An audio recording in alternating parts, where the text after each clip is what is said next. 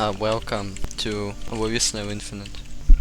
I decided I want to give a quick tour over the update and perhaps even give some information. Anyways, if you don't know, if you have been like extremely out of the loop, You Snail Infinite is the update that brings a level editor to the game, and it's been available for over a year, the level editor, but it's been in alpha. It was really limited, and now the full version is about to come out, and I want to just tell you a bit about it. I mean, the first major change is that now you have campaigns instead of individual levels. Campaigns are just like collections of levels. For example, this is one of my favorite campaigns, Something's Wrong with My C10. It has multiple levels. Levels can also have exploration points, and overall they just work the same as regular main game level select. You beat one level, you can go to another level. And yeah, there is not much new, but now let's talk about the editor itself, because it has received quite an overhaul. First of all, let's just make a new campaign. Hi, here it is. It has received new interface, it is localized. Yeah, it has localization now, that's the point. So, there also have been quite a few new objects, as you can see. Anyways, I would like to start with the player object, since it has received some updates. I don't know if these themes, but there is winter and brain themes now. Also, you can select if the walls are visible. Yeah, you can make it so it's like invisible walls, you only have outlines, which is kinda neat. Also, you can now change the speed of the music. Also cool. It can create some cool atmosphere. Anyways, we also got a lot of new tools, such as Path Tool. It creates paths, and paths are pretty important. I'd like you to point attention to these small little icons. These tell you if an object uses a path. For example, this is a target. It has health, and it can be lowered with a gun. And once it depletes its health, it gets destroyed, and it emits a signal. For example, you can make a path. So, for example, right now I'm doing a path 0. Also, a great opportunity to talk about the player trigger. It pretty much just detects when the player goes through it. Maybe so we go in this. Oh yeah, I need to be path 1.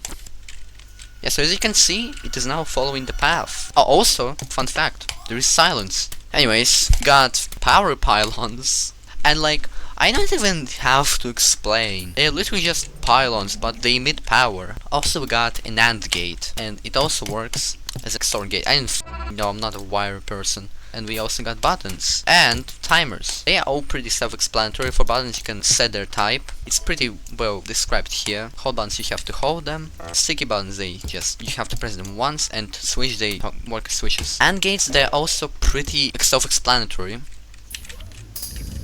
As you can see, there are 2 power sources. It is powered. Timers, well, they are timers. You have a delay. When it fills, it activates a signal. That's it. I don't have anything to say. What about other things? Glass. Glass? It's glass. What can I tell you? If there's glass, let's do for example something like this. You can't go through it, but signals can. And if it were regular walls, you wouldn't be able to do that because these are solid walls. Yeah, as you can see, there is no power. You can make glass doors by just editing the property. Yeah, you can just set a door to be glass, and it's glass. Anyways, we also got squashers, is how I believe they're called.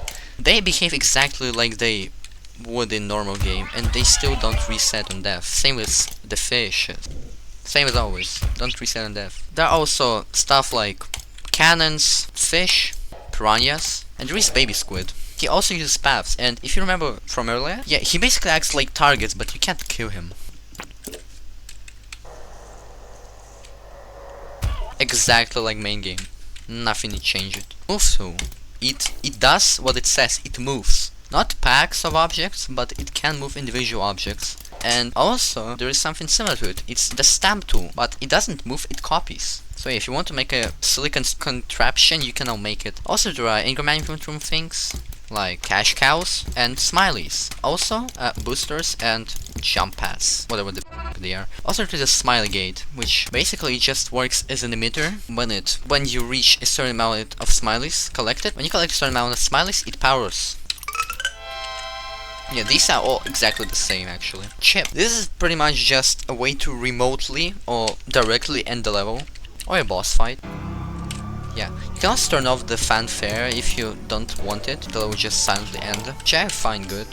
What makes ships really good is that they are wireable, which means you can do this. Also got exploration point, we can't put more than one, but it's pretty much the same as a normal game. You collect them once, you forget about them forever. They always display in level select. These are decals, they just visual.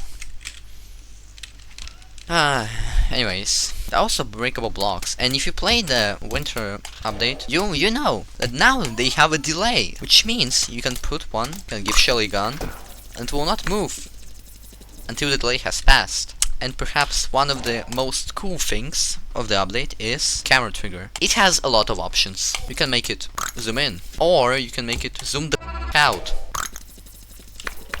Yeah, the possibilities are endless. You can change the angle. For example, you can change the camera speed, or you can lock it like on an axis completely.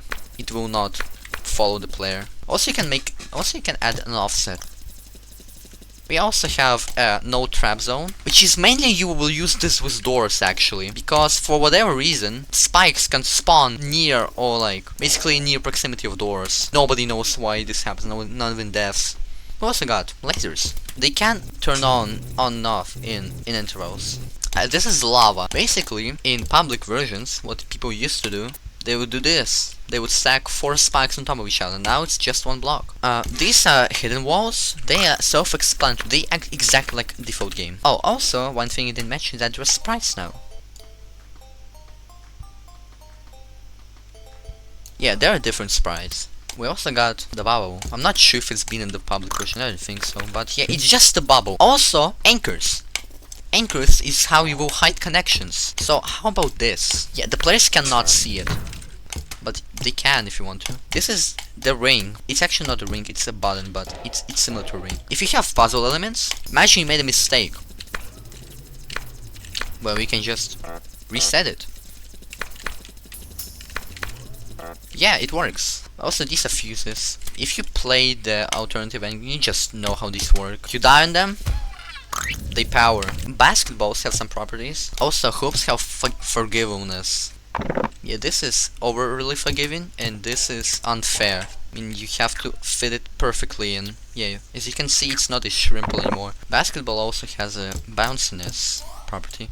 It doesn't go over 99 for obvious reason, because that will be infinite energy. That might be it. So if you want, you can upload any campaign to Steam Workshop. But yeah, you can upload any campaign to Steam, and you can as easily download any campaign from Workshop. As you can see, we have some campaigns. And for example, if I subscribe to this one, and it's completed.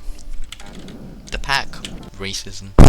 Also, I should mention, this is the elevator. This is the greatest thing that has ever been made by the You Snail developers. Praise them for this. Yeah, that's it. Thanks.